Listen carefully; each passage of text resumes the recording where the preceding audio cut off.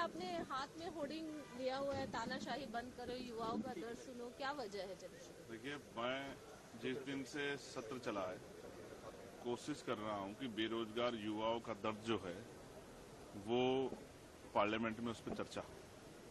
आज भी प्रश्नकाल नहीं चल पाया।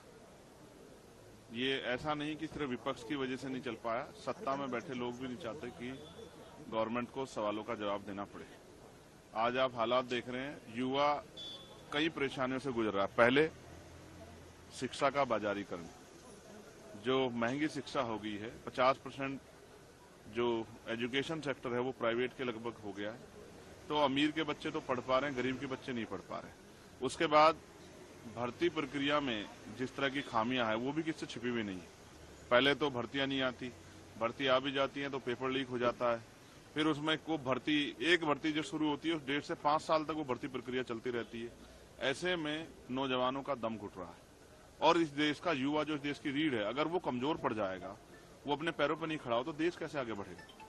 इसलिए मैं कह रहा हूं कि सरकारों ने जो तानाशाही करके नौजवानों का दम घोटने का काम किया, उनके सपनों को कुचलने का काम किया, वो तानाशाही बंद होनी चाहिए। और नौजवान, बेरोजगार नौजवानों का दर्द है वो सरकार को सुनना चाहिए।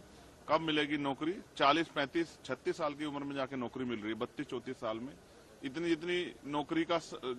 दिनों बाद नौकरी मिल रही है, उसके बाद वो इतनी जल्दी रिटायर हो जा रहा है। तो ऐसे में तो जो है नौजवान अपने पैरों पे नहीं खड़ा हो पाएगा तो ये देश तरक्की कैसे करेगा। इसलिए नौजवानों के दर्द के लिए आज मैं, क्योंकि सदन नहीं चल रहा है, तो सदन के बाहर ये तख्ती लेके खड़ा हूं कि नौजवान युवाओं का दर्द समझा जाए। और उनके जो है, जैसे 6 महीने में अगर कोई किसी जगह पे सीट रिक्त होती है, चाहे असेंबली की हो या पार्लियामेंट की, तो चुनाव होते हैं, लेकिन बैकलॉग क्यों नहीं भरा जाता। अभी यूपी पीसीएस का जो है नॉर्मलाइजेशन को लेकर विरोध हुआ। इलाहाबाद में बच्चे और बच्चियां, उनका दर्द हम समझ सकते हैं, वो सड़कों पे लेट रहे। अभी बिहार में हुआ 2 दिन पहले कि वहां बीपीएससी को जो लेके जो है वहां के नौजवानों ने संघर्ष किया। तो सरकार ये किसका कैसे करना चाहती, नॉर्मलाइजेशन हो या और कोई प्रक्रिया हो जिससे युवा नाराज हैं, जो युवाओं के हित में नहीं है। 1 नेशन 1 इलेक्शन की बात करने वाली सरकार 1 टाइम पेपर क्यों नहीं करा पा रही है।